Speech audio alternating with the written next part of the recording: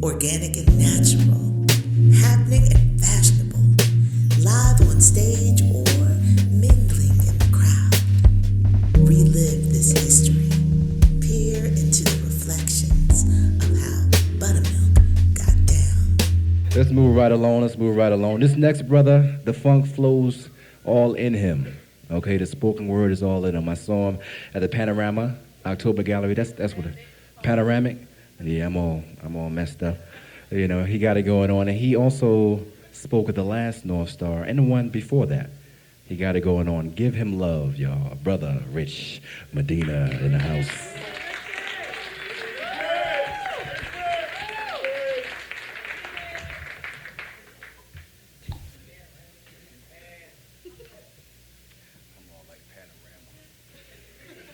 You gotta start giving me some height adjustments on this mic, man. Man, you gonna have it out, Gene. How's everybody doing? All right.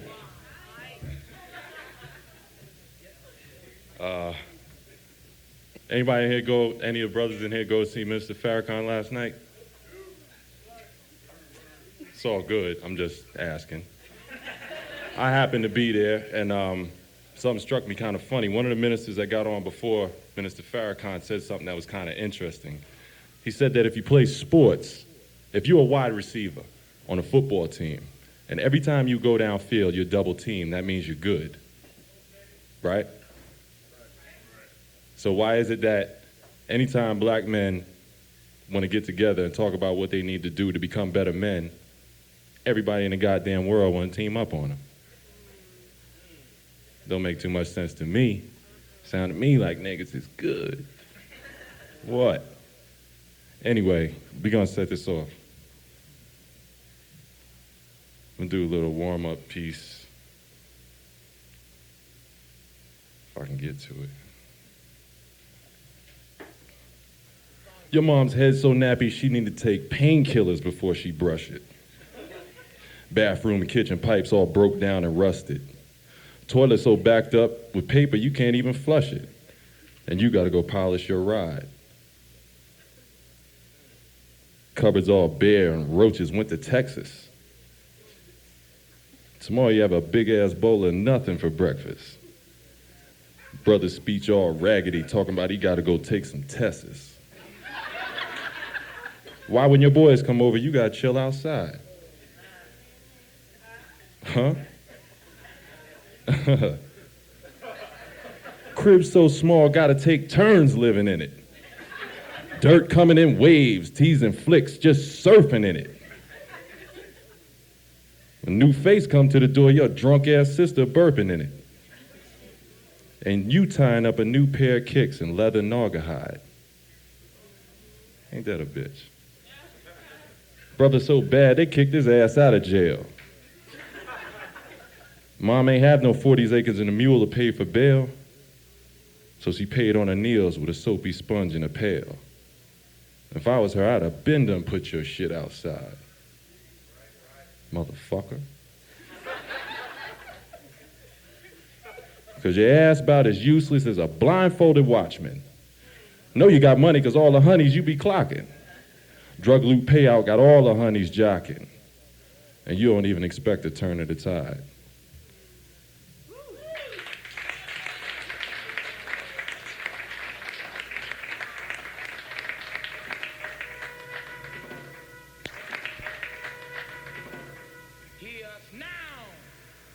One up here, big boy. My man Jafar Barron, he kind of shy.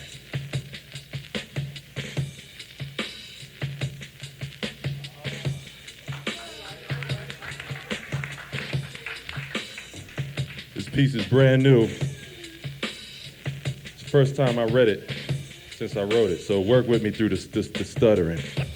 All right? When you speak forward drawing, so it's in there. I think Right. Right. As Armageddon approaches, I feel as though I'm forced to puff fully blunts down the roaches of reality. My third eye real thought replaces unreal circumstance while ridiculous media images dance across the united stage of American anarchy. So when you say these things, are you threatening? Are you threatening? Heavy roosting chickens today squat on young black minds as if they were warming nesting eggs. We are the children of the earth. Children of a revolutionary people who once begged for a plot of land and a raggedy-ass mule so that in 1995, we could say, fuck a mule. I need to get up and get this car and get this money so I can get on the information highway and be down. Can I get a witness? In our day and age of representing, keeping it real, manufactured gangsters, it's amazing to me how synthetic black minds have become. People narrowing pictures of black life into one-word catch-alls, one-sentence pitfalls, or excuses for acting like niggers, spooks, and spear chuckers. Once upon a time, we had real heroes aside from ghetto celebrities and pimps and pushers, aside from today's media whores. Old black heroes lived unflinching representation of black power in the arts, unflinching black representation of power in sports, unflinching black representation of power in the social structure and education, never finding the need to tell the world that we don't love them hoes. Can I get a witness? I heard a group of brothers chanting over some African drums one time, chanting black American anger over happy African beats on a tape 8-track. Man, it was powerful. It was beautiful. It was real, baby. It was African in America, demanding constitutional respect, echoing hundreds of years of anger and pain and power directed at oppressed ears and oppressive hearts. And in the chorus, the last power directed at whoever said it wanted to tell the poets to say, the revolution will not be televised. 60s revolutionaries, young black men, said the revolution will not be televised. And 90s fools create anarchy. Every time a young black child dies, every time a black child is selected to young black men, acting like niggers, treating women like bitches, treating bitches like women. What? What? Being pimped like dime bag hoes as if they was making it, faking it with a borrowed gun. Punk motherfucker. Can I get a witness? Everybody's so concerned. The revolution will not be televised. Time when the children of the earth reclaim that which is rightfully theirs, stolen and altered so long ago. The revolution is going to be underground, like Harriet Tubman's revolution, for the sake of freeing shackled minds from institutional slave auctions like Nat Turner's revolution. The revolution is going to be pay-per-view, baby, minus the cable bill. Yeah, you're going to pay for this shit with participation. Because the revolution will not be televised, goddammit. Can I get a witness? I heard some brothers chanting over some African drums one time, chanting African-American anger over happy African beats on a tape 8-track. It was beautiful. It was powerful. It was real, baby. It was African in America demanding constitutional respect. Tired of being disrespected by opinions, pens, and frightened watchdogs. That meant the Klan, house niggas, government, and anybody else who had any beef was in for some real shit, baby. And as I grew older, the chorus rewound itself over and over in my mind. And I realized that the time for revolution was drawing near. And our country is trying to sweep it under a rug of technology, cut to cover old black integrity with the darkness of black stupidity. So there's no need to look for any signs on television, y'all, because the revolution is unplugged.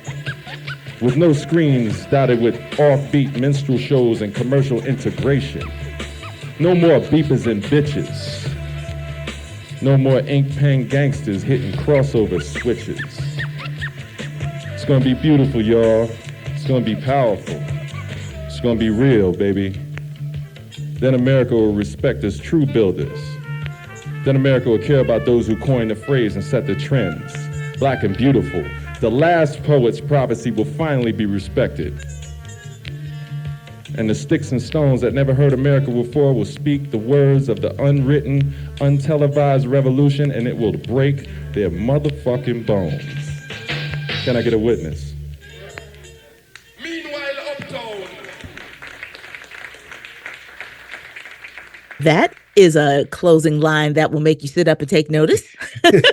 Welcome back to episode 2 of the Sounds of Buttermilk podcast. Oh my goodness, Rich Medina. Yes. Part owner of a club now, not the owner. Ricardo Grande. There are a lot of names, particularly for people who know him as DJ Big Rich Medina. There was, we mentioned in the last episode this idea of the entrepreneurial spirit, the professionalism that came from participating in Buttermilk. And Rich was another one of those dudes. Like, he was a legit drug salesman when he first started at Buttermilk, and then decided that being for the culture was how he was going to earn his living. And boy, has he. Making people rock on stages, playing music for people all around the world. It's a beautiful thing, as you have too, sir. I'm trying to hold back the tears because I'm not joking. And that's not hyperbolic, because I remember he and I having a conversation. And I think this may have been West Philly. And it may have been post a Buttermilk event. I don't know what it was. But we did get into this conversation about how he wanted to be self-sufficient and he wanted to do creativity over the corporate thing. And there was, I believe I was there too, in the same place, same kind of hopes and dreams, like maybe this corporate thing, maybe I could sidestep it with my own talents. I remember being affirmative with Rich about that. Yeah, for sure. And not just in that, yeah, just do it. Yeah, go for it. Yeah. No, but like in a way where we looked in each other's eyes and stuff was sinking in. The conversation was sinking in. It was like, maybe we could pull this off. Maybe this could happen. Yeah.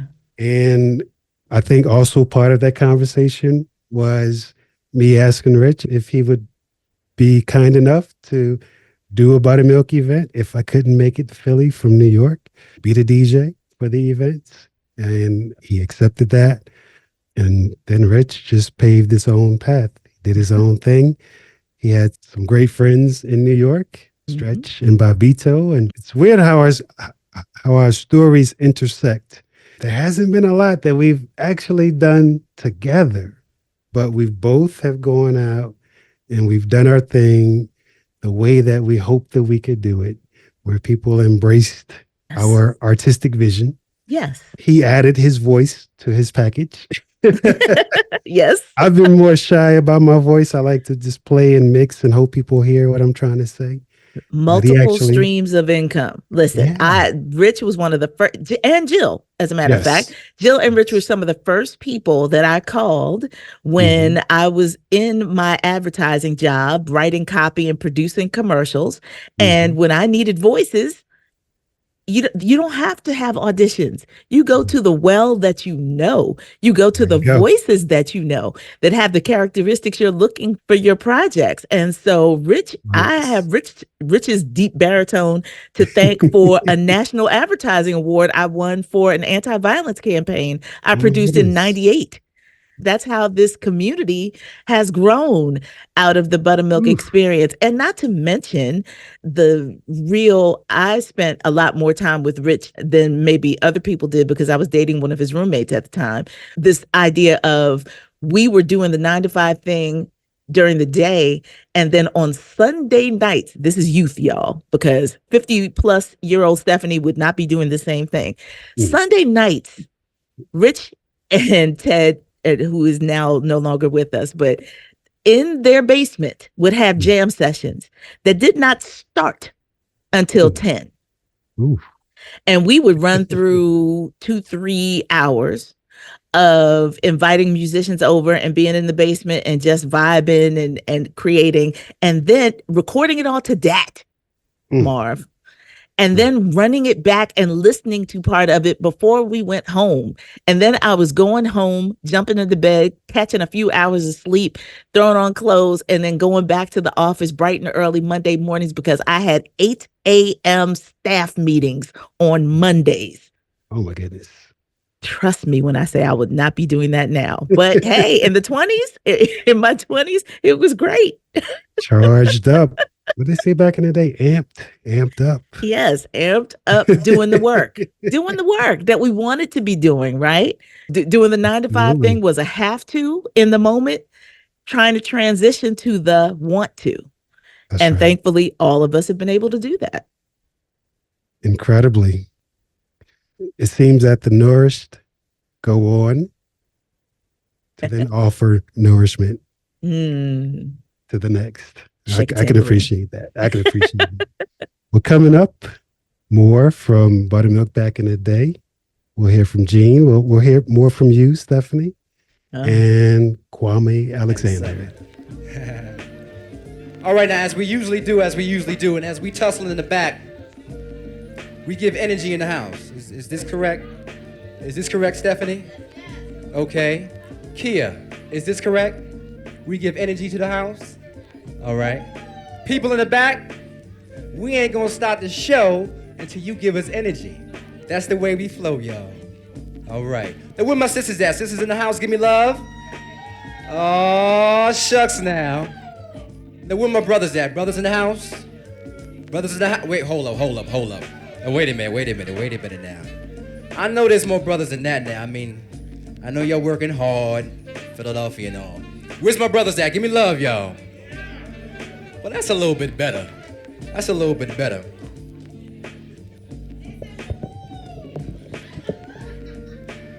All right, y'all, give it up on the 1 and 2. DJ Qool, Marv, give him some love, y'all. Blessing you with the acid jazz. That's right, give it up, y'all. Now, what I want you to do now, as we flow, we got a good crowd too, so I want y'all to just let go. I mean, it's 97, so you know, we're doing things new. Let it go. You know what I'm saying, Sister Claire? Never mind your job. If you're a teacher, never mind the kids. You know, never mind all that. Just let it go. Now check it out. Check it out. Now imagine that you're chilling and we riding down. You see Marvin Gaye and he says hello to you. Yeah. You see Ella Fitzgerald and she's saying hello to you. Billie Holiday saying hello to you. And then Billie says, "Are you going to the Buttermilk show?" You know, so and you're coming here and you see this man on the 1 and 2 and you're feeling good. So make sure you spread that energy as we do. I want to give props to, where's Mosaic Black at? Let's give props real quick, y'all, to Mosaic Black. To you up and coming, but they've been coming for a long time. They've been doing their thing, laying it down. I want to give big props to, is Coco Moon in the house? Where's Coco Moon at real quick? Oh, shucks now, okay. They representing over there. All right. Let me see who else is in the house real quick. I want to, because there's a lot of people I haven't seen in a while. We haven't done this in a while. Well, we can wait for that. Wait, hold on. Where's my New Yorkers? Any New Yorkers in the house real quick? I'm going to get that out the way. Man, I'm all alone. DC's in the house, right? DC's always representing. Okay. Well, I tell you what.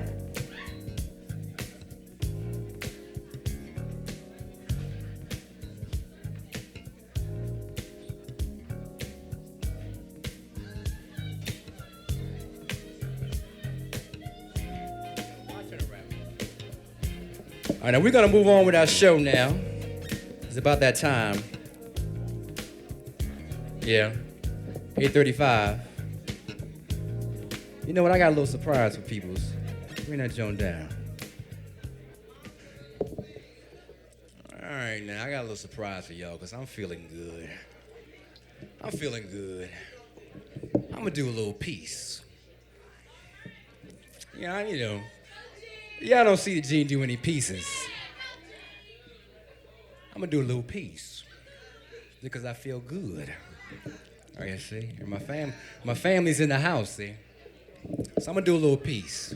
So I'm gonna get ready. You know, this is my first time. Yeah.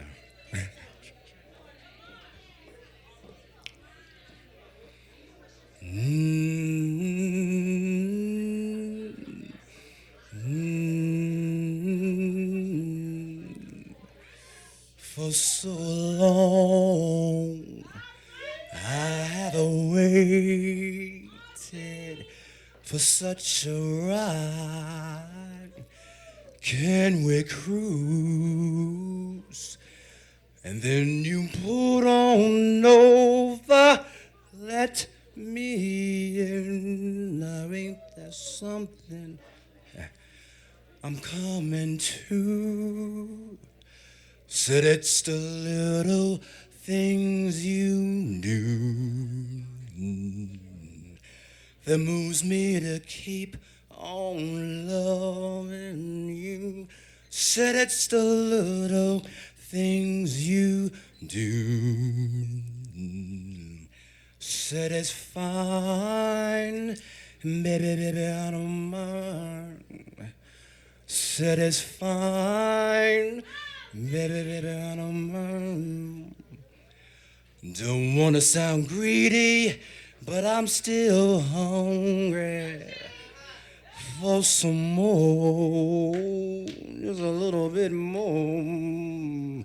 But don't you worry, I'm not in a hurry.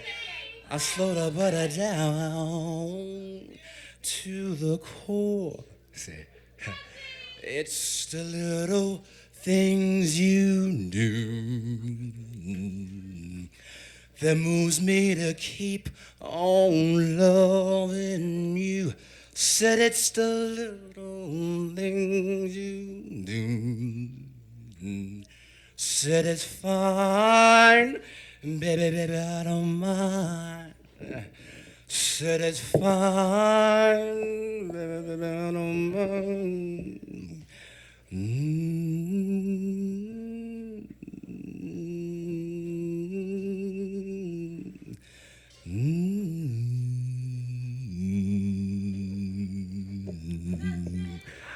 don't mind. It's little things you do. Thanks a lot, y'all. That's going out to my wifey in the house, Mrs. Kim Robeson. God bless. I love her much. You gotta excuse the cold. Now, did that wake you up? Did that wake you up? A little something, something? My gosh. Okay, we're gonna keep it moving, y'all. I wanna give a big, lovely props to this lady who started with Buttamilk back in the day. And we've been doing this for 3 years, y'all. Let's give a hand to Buttamilk Worldwide real quick. We've been doing this for 3 years, consistently. But she was definitely there in the beginning with Buttamilk Worldwide, and we was doing our things outside in the park with WDAS. Let's give her love, y'all. Miss Stephanie Renee.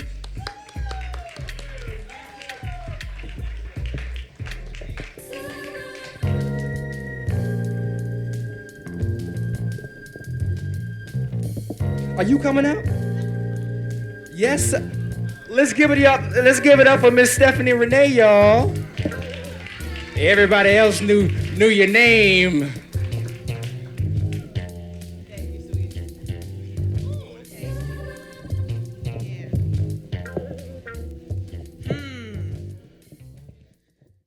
You're supposed to have a chance to get your little grub on and then figure out what the hell you're going to do when you get up to the mic. How's everybody doing tonight? All right, what am I going to do? Oops. No. What am I going to do? All right. What a day, what a way to behave. Will I win, lose, draw, or be safe? Though my heart says go, but my mind says no, sweetheart.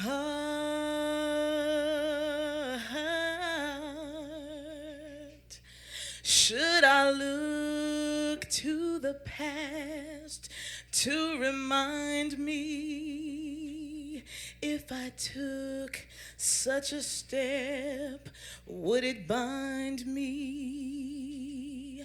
Could I leave the past way behind me, my love? I've had plenty of time to think over it, plenty of time to mull and reflect. There are things to alert me so that he would not desert me. Should I go on or try to forget it? Life is short. Will I live to regret it? By your glance, this romance just won't let it. My love, so be one, be a fool. Go ahead and fall in love.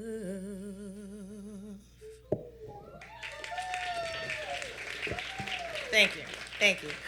Um, Along those lines, just wanted to let people know if I've been out of the scene for a little while, it's not that I haven't loved y'all. It's just I've been working in the trenches doing some other things. And for those of you who are interested in jazz and blues and spoken word, there is now a new space that is open for you to share your talents called Sassy Salt Peanuts Cafe, open in conjunction with Bushfire Theater, 226 South 52nd Street. We had our grand opening this past Saturday. It was very well attended. But what we need are more people like you who appreciate the art form to come out and support it. One, because it is a black-owned establishment, and we know how few and far between they are these days.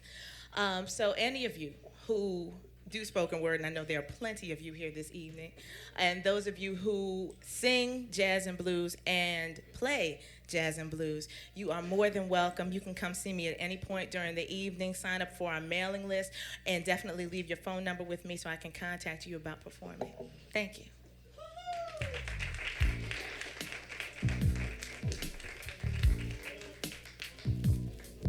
All right, y'all, give it up for Stephanie Renee. Blessing the mic, as she usually do. All right, we got a packed house up in this piece. Blessed souls to be. I'm gonna say this again, because I mean, they up in the house. Where's my sisters at? Are sisters in the house? Represent. Now, see, that's lovely. I know I got some more sisters in the back, but I ain't gonna say nothing. Where's my brothers at? Brothers in the house, where you at? Well, see, now that's a little bit better. That was nice. That was nice. I mean, I know you can give me more, but that was nice. We gotta, what you say? But see, they cool brothers tonight. It's an Ease Back Tuesday. All right. Thanks a lot for coming out. Also, let's give it up for Brother Dewey in the house, the godfather of Buttamilk Worldwide, on the 1 and 2, giving you the jazz. Okay, college is in the house. Let's see what we got. Is Temple in the house? Where's Temple at? Is there Temple flavor? Now, if you're from Temple, you gotta show some love. Where you at, Temple? What about UPenn? UPenn in the house? Ooh, UPenn loves their school. Okay. What about Cheney? Where's Cheney at? See, oh, shucks there. What about Drexel? Is Drexel in the house? Drexel? No Drexel? Where's that? Bryn Mawr? Okay, Bryn Mawr's in the house. Who else is in the house? Who's representing colleges in the house? Fisk. I heard Fisk. Where's Fisk at? All right, thank you for coming. Who else is in the house in colleges? Community college? DJ Qool Marv is in the house, y'all. 1/3 of Buttamilk Worldwide. We giving much love in the house. Where's my Philadelphians? Where you at? Philadelphia in the house? Represent in the house. Lovely. Love you all. Where's New York at? I'm the only one, huh? Okay, we got some New York in the house. Where's D.C.? Oh, shucks now. What about B-More? Flavor for your ear. Where B-More at? Not yet? What about New Jersey? New Jersey in the house? Oh, okay. Liberia. Sure, Peter. Who else we have in the house? I just want to represent. We say Harrisburg? Okay. We love you. We love you. We love you. Harrisburg, we love you. Now, I know my, let's see, where's my sister Bev at? Sister Bev? That's right, show your face. Sister Bev, she's going to be she's actually got it going on in comedy, and she'll be definitely representing Philadelphia. You know what I'm saying? June 2nd, what's going on? What are we having, a Def Jam tryout? Okay, we'll definitely keep you posted on that. So let's give it up for Bev in the house. Represent Uprising Star. Got it going on. Oh. What's up? DJ Qool, Marv, who you brought? You want to give us a sample, Bev? I mean, look, check it out. What we can do is, after the feature, you can give us a little sample now.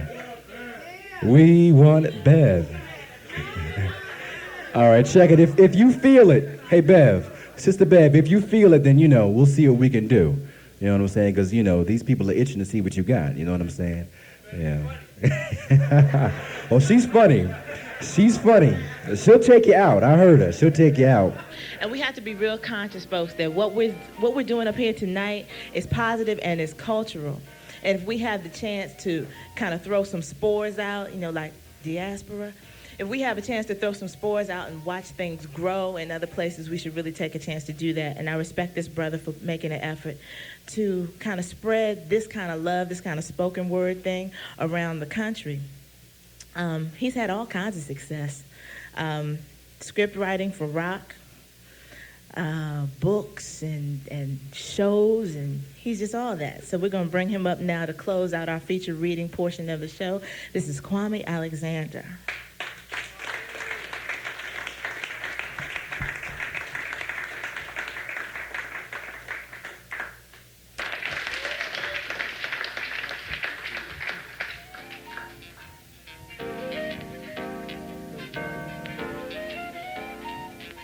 How y'all feeling? What's up? All right. We here from D.C., kicking it. D.C. got some stuff happening too, y'all, We trying to do the poetry thing, but I don't know if we up to Buttamilk speed. We ain't got no VIP section in D.C. We ain't got none of that. So y'all got the Buttamilk VIP. Give Buttamilk a hand. Yeah, the VIP. Thanks.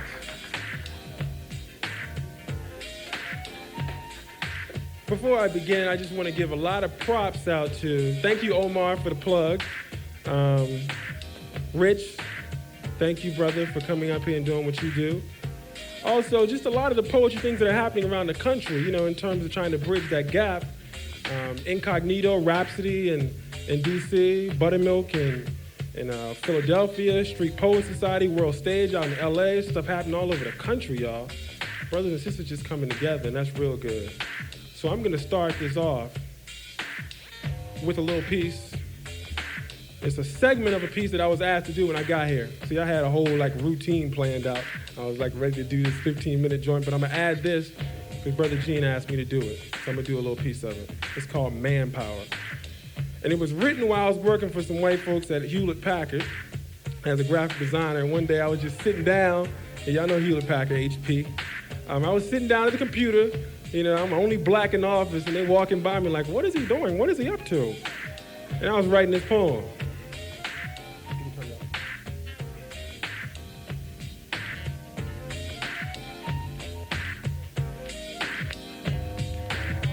Appetizer, strawberries, apples, orange slices, and pineapples. So I asked her, what about the watermelon, sister? What about the watermelon? She reads me like a page out of the Afrolistic Guide to Nutrition. You never mix citrus fruits with melons. You never mix citrus fruits with melons. Start with the scratch, black people. Start with the scratch and there will be no itch. We must return to the old ways, to the old way. Abandon that which is new and confusing. Just because it's new don't make it real. It just become temporary. Like my job. paid 5 G's a week to smile at corporate-fearing would-be Tarzans who make 5 G's a day to smile at corporate-fearing would-be Tarzans who waste no time making well-thought-of jokes about OJ. Obey your thirst. Drink Sprite. Obey your drink. Thirst Sprite. Thirst your drink. Obey Sprite. Obey Sprite. Obey Sprite. The blacker the smile, the sweeter the pension. The slower the walk, the faster the lynching. We remember Roots, the latest version, written, directed, conceived, starring, marketed. Introduction, I don't recall. Y'all with me? I don't recall. Part 1, the untouchable airborne nigger. Part 2, the innocent crotch-grabbing more than black nigger. Yeah. And the saga continues with part 3, the most recent unstoppable airport nigger. Caution niggas, mixing citrus fruits with your melons is hazardous to you and your health. Lately, everything has become sexual. The way you walk, the way we talk, and even my job has become sexual. Want to stick my disc in the drive and load my software. Error, unable to read the disc. The program worked last week, so I checked my hardware and discovered that the problem is my memory. I discovered that the problem is my memory. That's all y'all getting from that. Peace. Okay.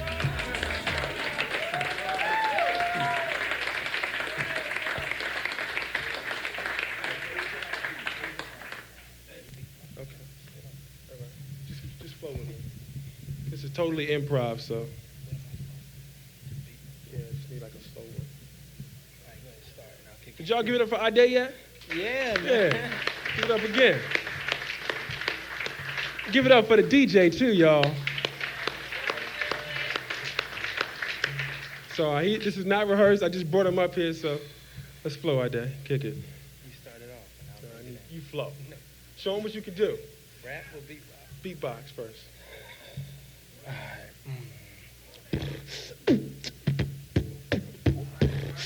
Y'all like it? All right, we're gonna kick it like this. I say the ebony, trap, dark black and lovely brown, black, jumping, double black, brown, night black, outer sight black, so black, purple black, blue black,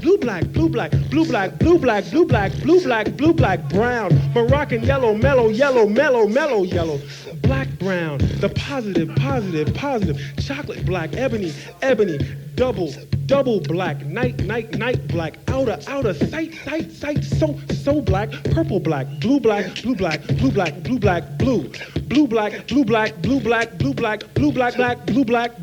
brown, Moroccan yellow, mellow, black, brown, positive, y'all. Clap your hands if you feel positive. Come on. I say the mellow yellow, black, brown, positive, chocolate black, blue black, stay natural, be natural, keep it natural, come on. I say the ebony, trap, dark black and lovely brown, mocha jumping, double black, brown, night black, outer sight black, so black, purple black, blue black, brown, Moroccan yellow, mellow yellow, black, brown, positive, chocolate black, free black images, peace, y'all.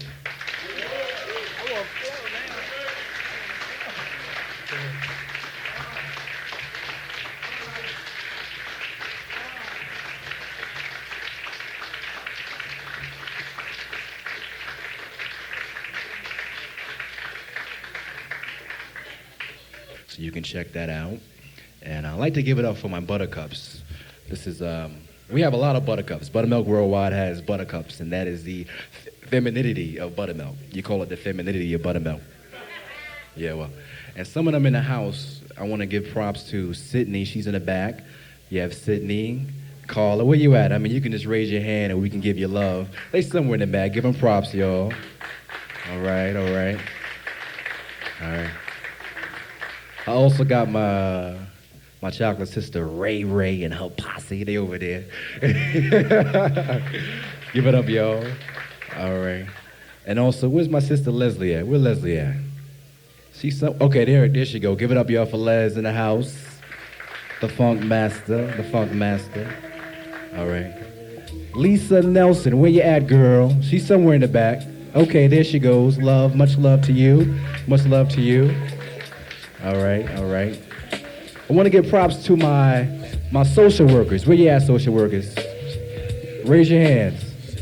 All right, who else is in the house? Okay. Because you got to give social workers props, you know what I'm saying? If you see any, you know what I'm saying, give them props, y'all. Give them props. You know? If you know of and see any of child abuse, drug abuse, talk to them. If you got problems, talk to them. I am really curious because the conversation around Buttermilk's founding has to do with the three principles, but you were always referred to as the Baba OJ of the group. So, you know. I knew you were going to say that. So thinking about how you even got that nickname and how you got involved with these three guys and their vision. All right. Want to take it back to the beginning? I was on Amtrak coming north. A gentleman got on in Delaware. He had this Omega Sci-Fi stuff on in this Africa pen. I said, I got a live one here. I said, young man, I said, that's an oxymoron. You got these Greek letters and then a Africa pen. I'm like, what's your deal? And that's how it started. My little brother. He's the only one of the crazy people to listen to me. So it's like we became fast friends. He's a number 3. I'm a number 3. We both had a love of hip hop. I was like, look, man, we having this little Kwanzaa party at the apartment. Come on over. He came over and rest was history. Nice, you know? Nice. One of the great things of Buttermilk, it nurtured the culture. Right. At a time, we were coming out of the crack wars. Mm-hmm. Philadelphia was a wash. I had just moved up here from Maryland. I was like, why did I get into this? But it was a fertile ground for building something and going back to the spoken word. And everybody can express themselves. You do not have to be a star to express yourself. And to see you guys develop, that is my best and lasting memory. Because I was married, I was established, I was trying to find myself. You guys were just coming out of college, professional school. You had your eyes open and the world was yours. But just to see you guys just develop over those short years from, can I really do this? Do I feel comfortable talking in front of people on a stage? To, I'm an artist. And a few people became famous.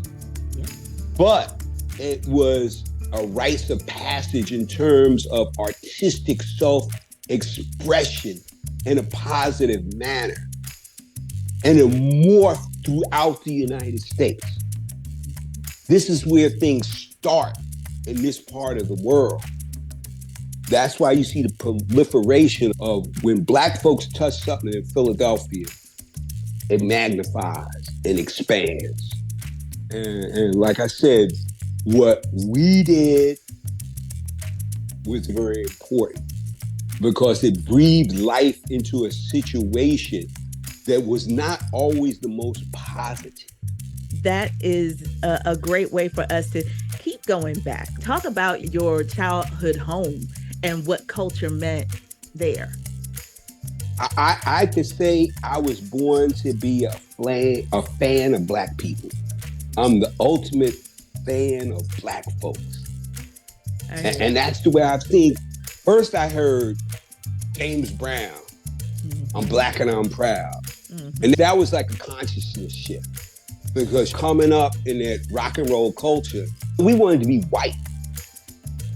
Even though I was in an affirming black situation, hearing that song, I'm black and I'm proud, at my cousin's house in Queens, and just hearing that song, saying loud, I'm black and I'm proud. And then hearing Michael Jackson, I was hooked on black culture and sound and rhythm. I can remember the first record I bought. It's a family affair, Sly and the Family Stone, little 45, 75 cents. And throughout my life, I tell people I've been this whole 50 years of hip hop. I've been chasing this beat all my life. So I can remember all of those things. Yep. I can remember the bleeds of the first New York tapes coming to the DC area. And we knew something's in the air. Something's getting ready to happen. You could feel it. You saw hip hop being born from a distance. Yeah. Spending the summers with my cousins in New York, going out to the park and watching the guys plug the stuff in the light poles. And it wasn't, this was in 78, they weren't mixing, they weren't rapping in Queens, but they had huge sound systems. And it was all about Trans Europe Express. That's all I remember. So just being a front seat to black culture has just been the blessing of my life. So it's just, I just feel so very blessed and privileged. And you guys were amazing. Just to be in that creative environment. And I felt I had a responsibility to keep things on time and keep you guys focused on the task at hand. And I guess that being that age difference, you see that these are some very creative and talented young people. Take this seriously, apply yourself. I remember pulling up Jill. Like, you're an artist. And the rest is history. Yeah. Because from D'Angelo, Badu, that was the soundtrack of Buttermilk. Yep. We blew that stuff up. That man, Cool DJ Marv, he needed check. He put that stuff on the map. With his mixtapes, no doubt. My man put that on the map. Yep. Gave it life. Because it could have went anyway. Because you had the acid jazz situation. Right. Going on in the UK, Jazzy being his whole thing, it had to be a change. And we come from the city of soul, MSFB, mother, father, sister, brother, sound of Philadelphia. Yep. Why Philly? Right? Why Philly is significant to this story, but in general, because that ancestral blood in the soil matters. I've come to think of it as that there are spiritual power centers in the nation based on the acts that have happened in those places far before us. And I do think that there is a reason why that sound, why the movement, and we don't get nearly enough credit for it, but Philadelphia's role in pushing the culture forward in the 90s into the 21st century is profound. And so the 90s, what Buttermilk really kicked off, and then other people hopped on the train and moved it. There is an important moment that we need to give the role of Philadelphia in both Buttermilk's founding and success and in the culture. It's just not, when people talk about Philadelphia, they are very kind to the legacy, the immense legacy of Gamble, Huff, and Bell.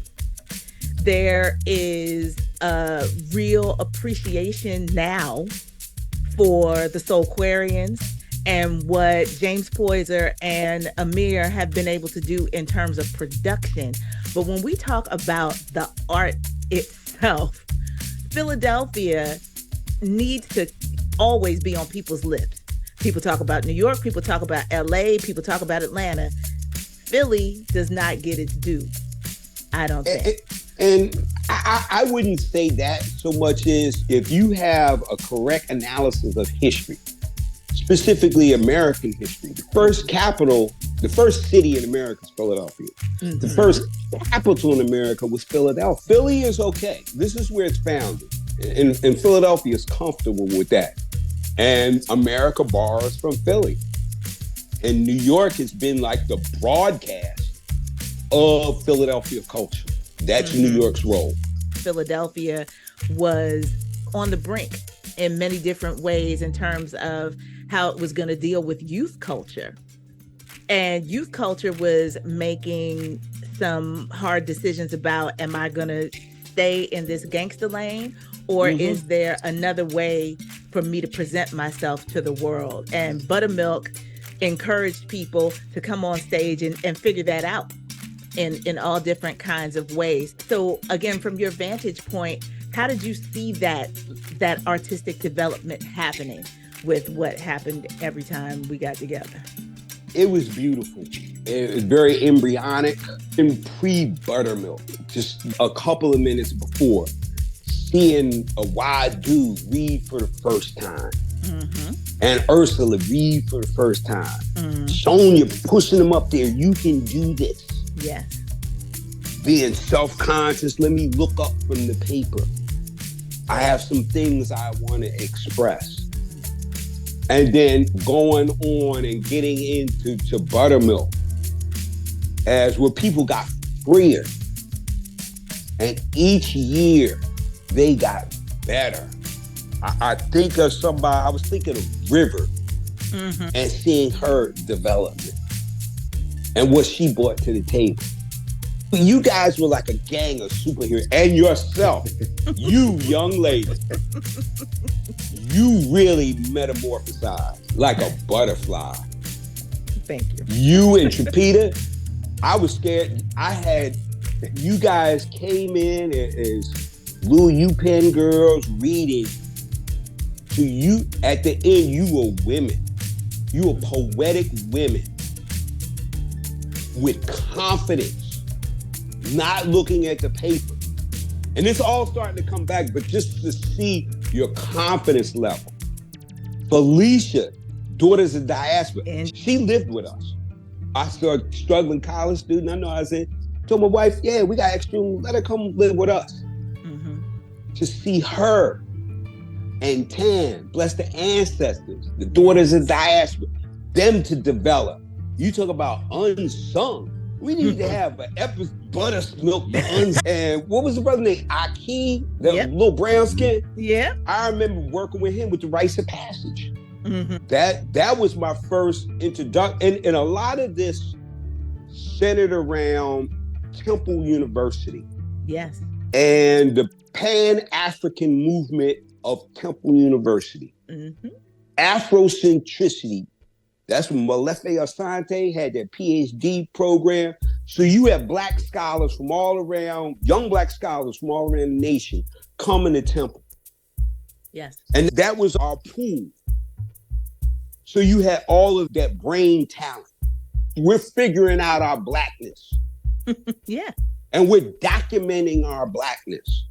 People are famous professors right now, all way in their area.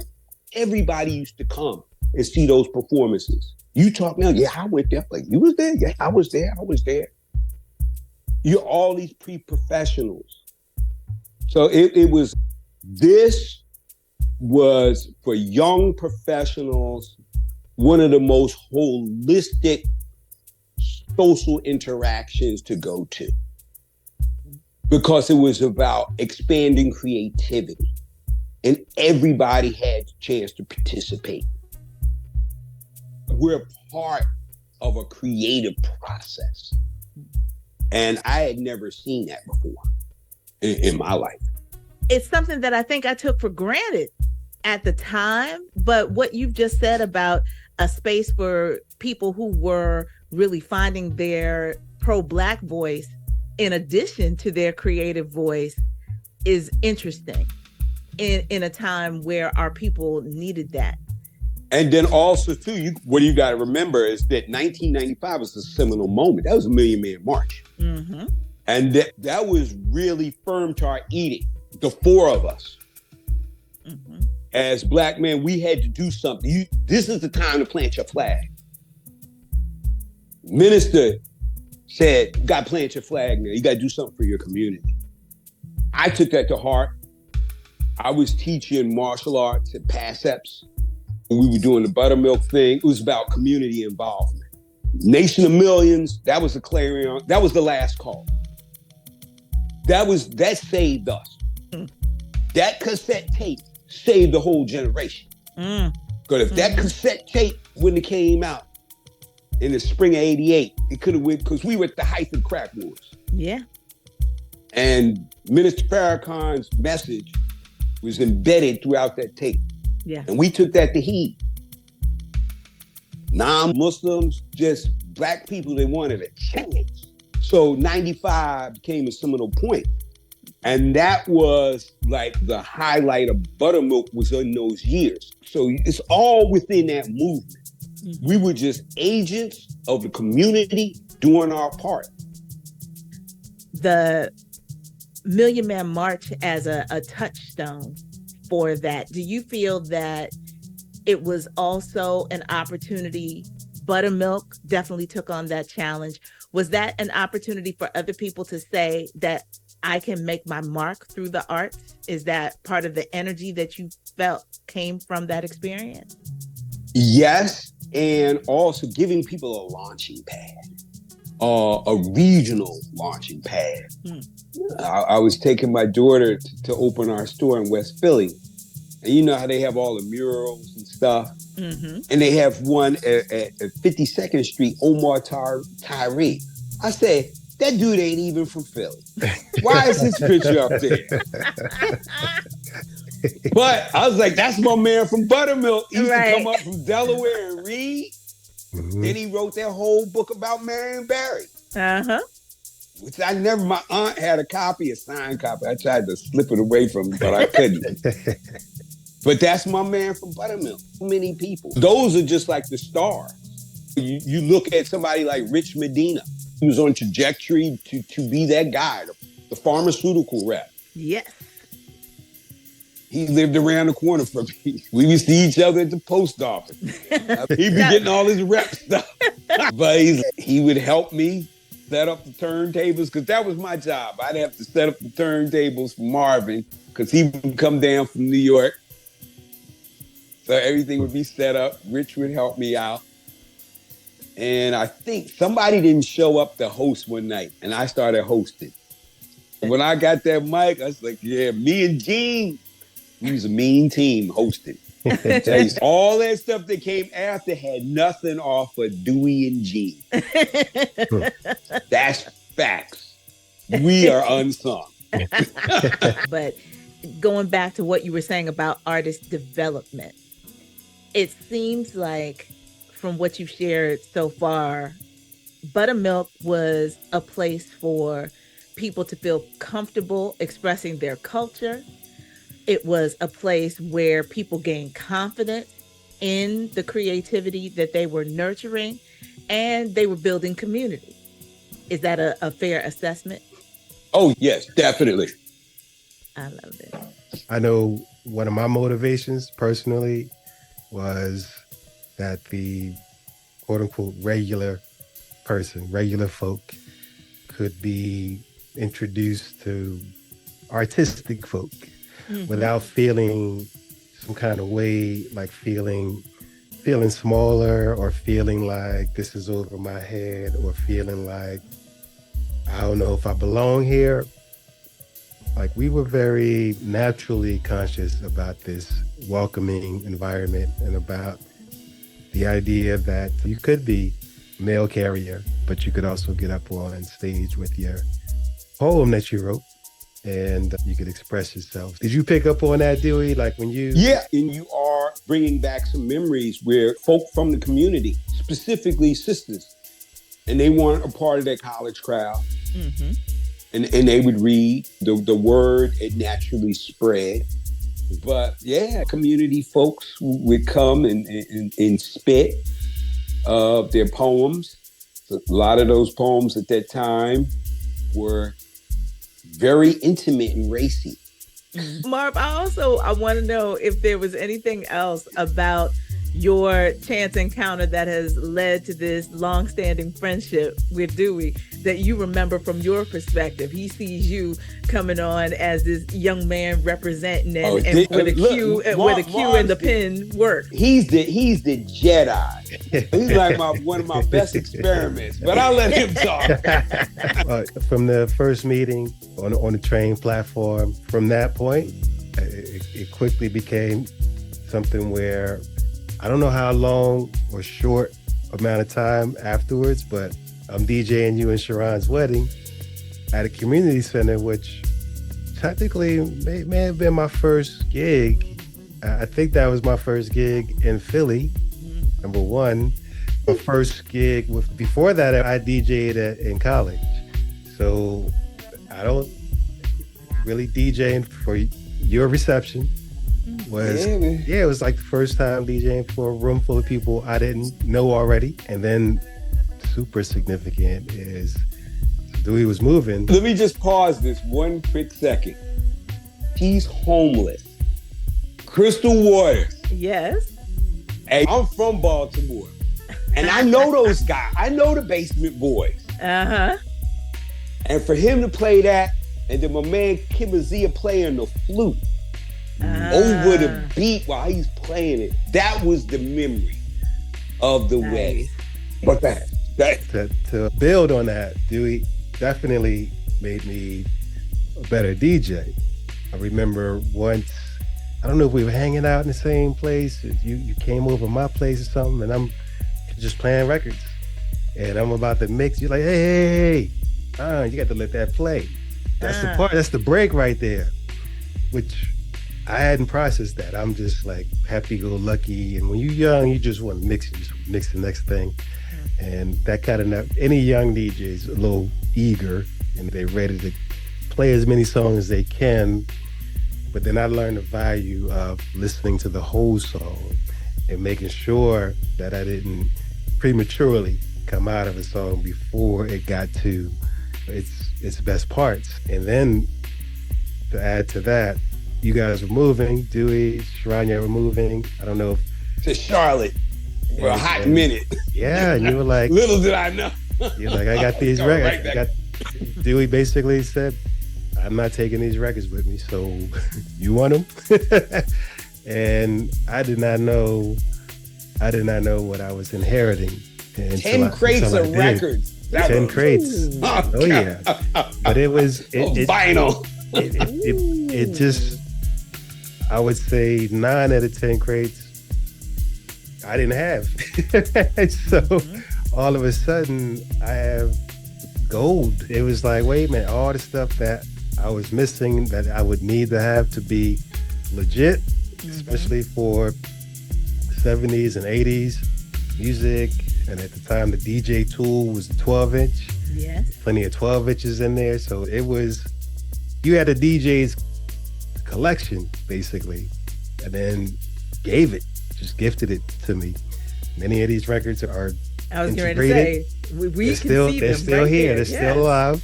I think I did have a record bag stolen once. I feel like I did lose 20 or 30 of those years and years ago.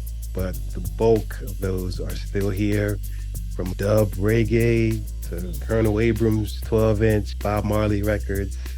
So Dewey definitely will get eternal recognition and props for making me a better DJ, just for that one bit of advice. So let that record play, because that's what I do now. I let songs play. I'm like, these songs, I play songs that are good all the way through.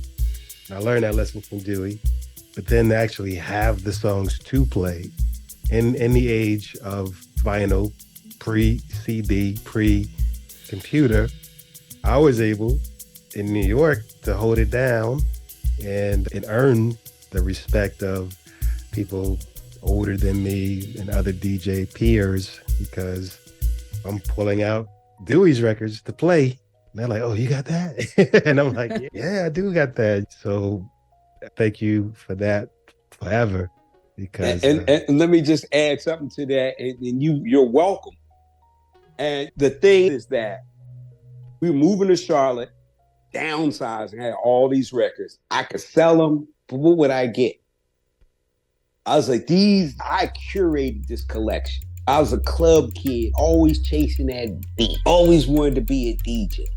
What were the best use of these records? I said, I got to put them in the hands of somebody that's going to really do something with them.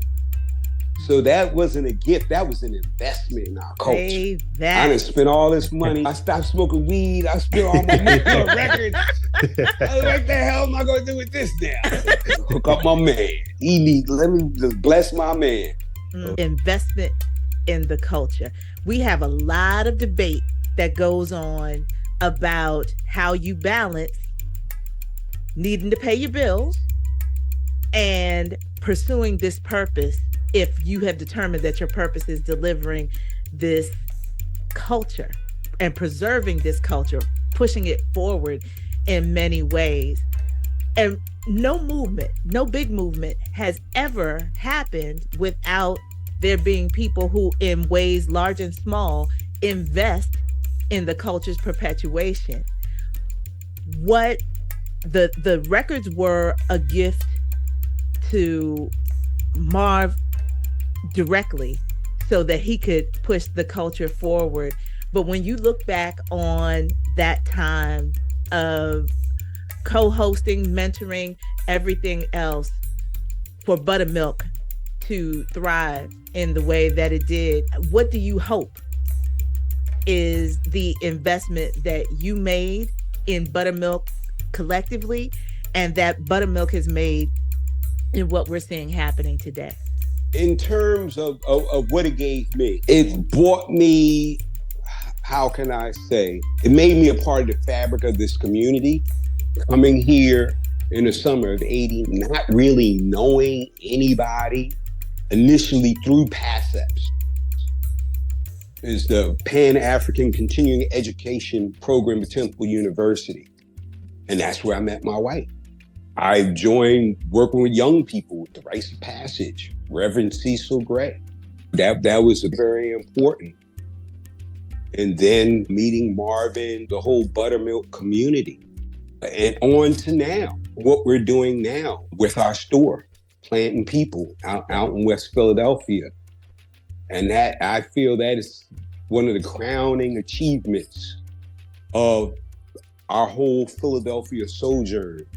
Seeing my children, Amma and Mandisa, born and raised in Philadelphia, educated in Philadelphia. They went to college, but they came back home. They're stakeholders in this community, respected people, on boards, owning stores, my own children.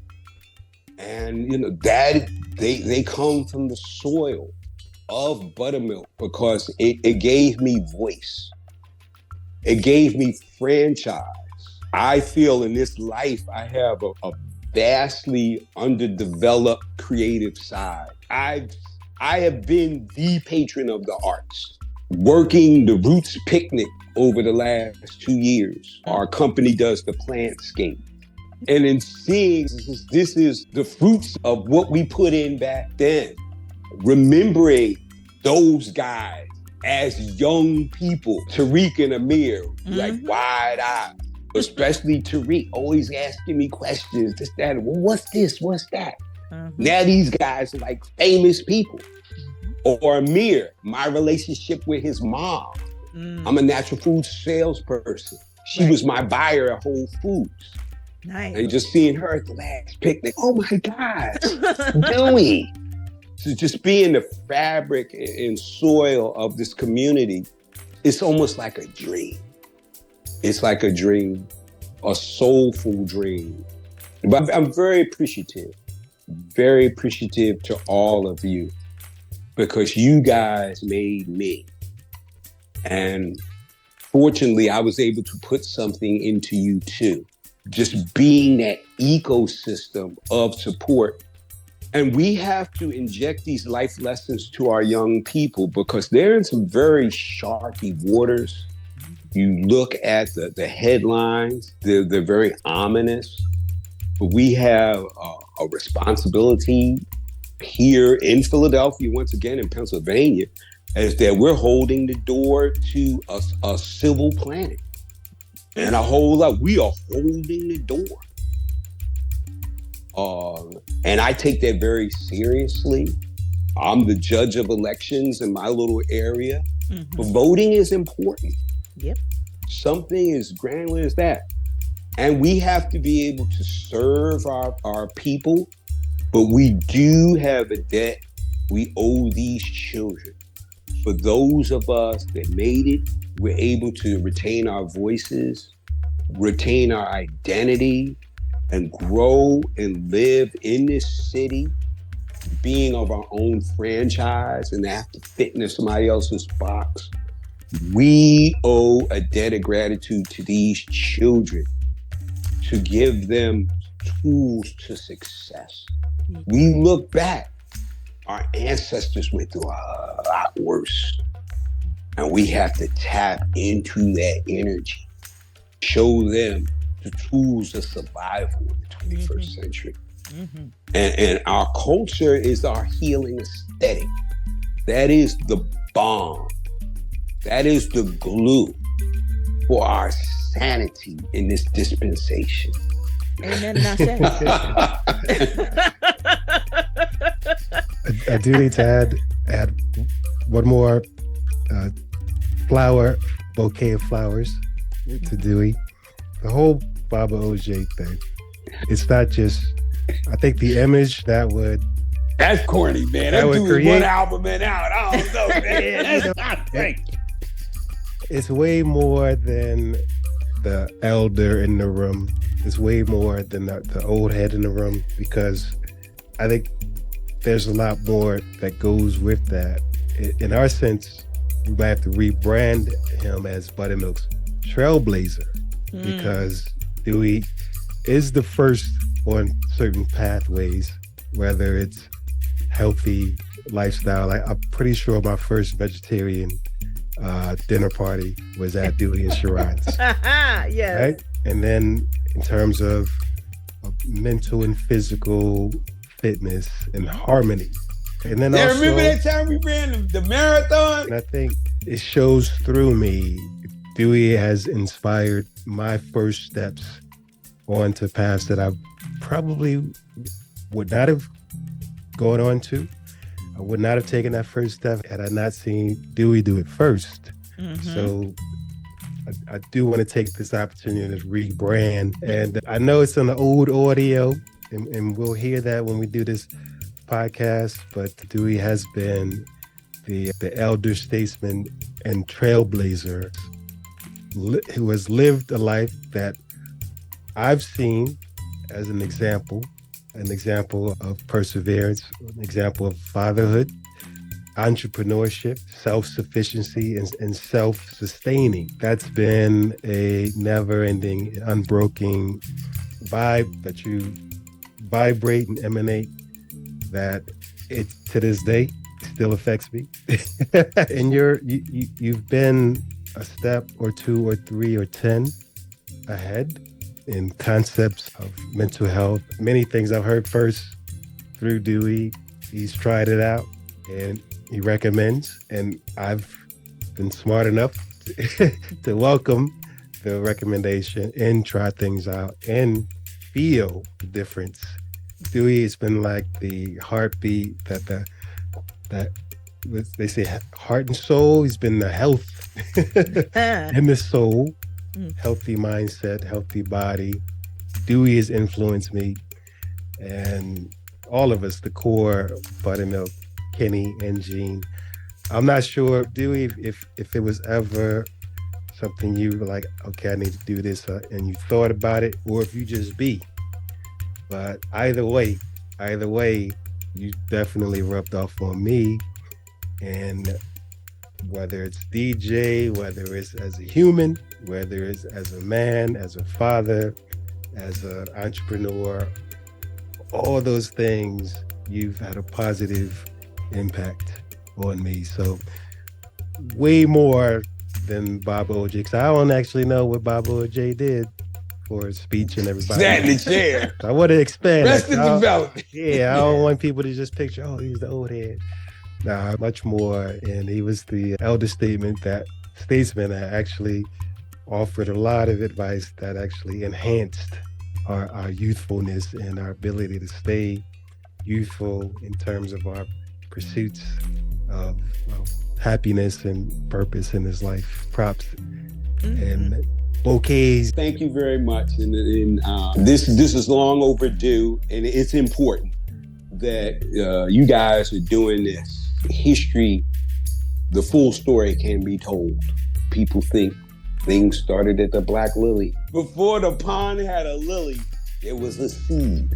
We the seed generation. Oh, yes. Buttermilk was the seed, and it sprouted into this big tree, deep roots. Philadelphia, soul of the nation. Soul of the nation. That's coming from one of the most soulful and sincere brothers I've ever met in life. We and are your brother of the purple and gold. brothers of purple and gold. And we connected pretty early on in my career as an Omega Psi Phi member. We met when I was a couple years into it, and he was over a decade into it. So he was like a big brother to me. In all the ways. In that sense. And he was also just that big brother you heard in the interview for styles of life. I don't think I had heard the word vegan before I met. And then he had a job where he went around to health stores, basically showing people what products were coming out. So whether it was cocoa or cow, CBD or anything like that, Dewey was ahead of the curve. Protein powders, all this stuff. So he just had this finger on the pulse of health and health movements. Talked me into running a half marathon. Yeah. Dewey was very much a person who I think nowadays there's different terms for people like Dewey. I think people use like Hotep or like civil rights person. Hotep is not complimentary. Well, that's what I hear. I'm like, whoa, I don't know if that's a positive thing. No, but the idea of a holistic approach to life rooted in Blackness is something that Lord knows we need now, and we certainly needed it back then. I've talked about the running ourselves in the ground and the kind of partying that you do in your teens and 20s. You cannot maintain your whole life. At some point, you have to go, I got creaky joints now. Things aren't working the way they used to. And there's more of a focus on how you're going to take good care of yourself. And so he tried to instill that in you all early. Now you're not learning it. You're just recalling it. That's a bonus. True. That's true. And I know we closed out that interview. That there was a little reference to Baba OJ. Baba OJ was part of Arrested Development, part of their family. Yes. Part of what they projected. And he was just older than me, Gene, and Kenny. But I found out just through living that I actually do appreciate the wisdom, the lived experience of somebody older than me. And that very much was part of the thinking of having Dewey not just be a supportive person in our orbit, but actually, in a sense, be part of the team, part of the planning. He's not considered officially Buttermilk founder, but he could lay claim to being Buttermilk's official advisor. Yes, how about that? An advisor.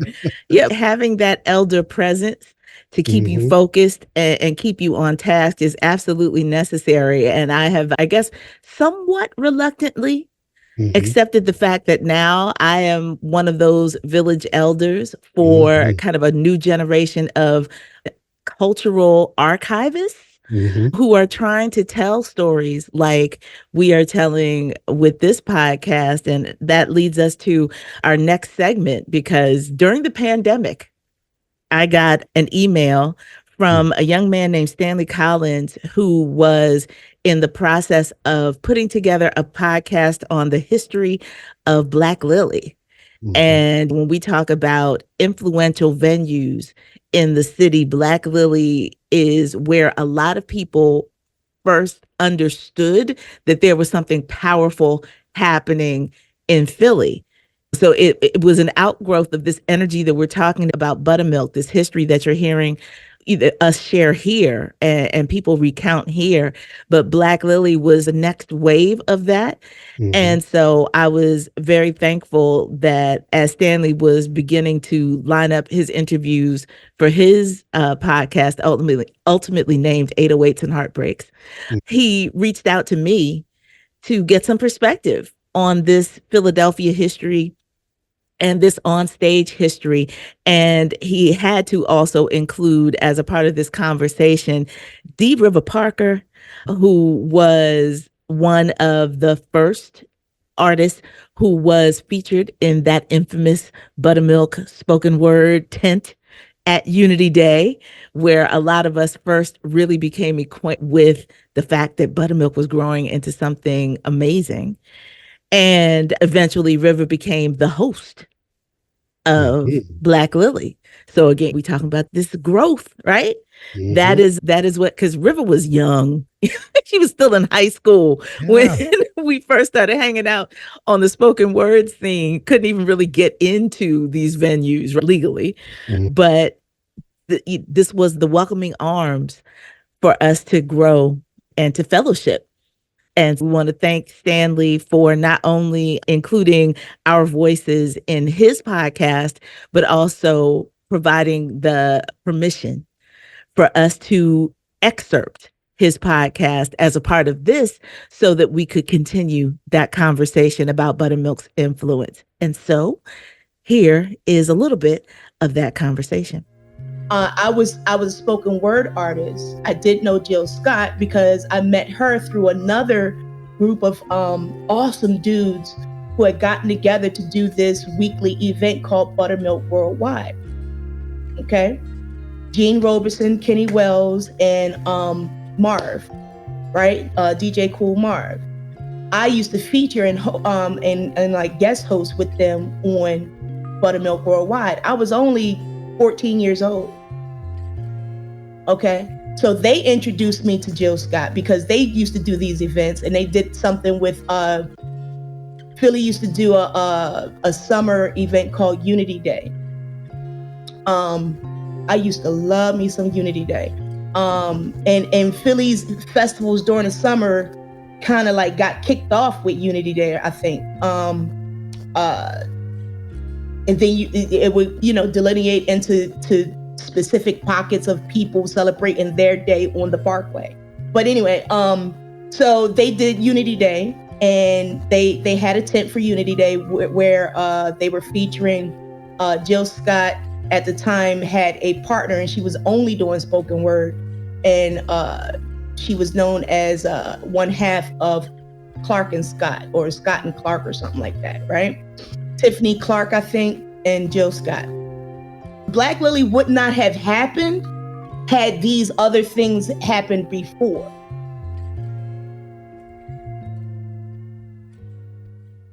I'm Stephanie Renee, multi-hyphenate in most things creative. I don't dance well, not on the professional side of it, but mostly at this stage, I guess you could say media mogulizing, audio visual production, instruction, and archivist. And I'm most popularly known right now as the vibe mistress of Soul Sanctuary Radio.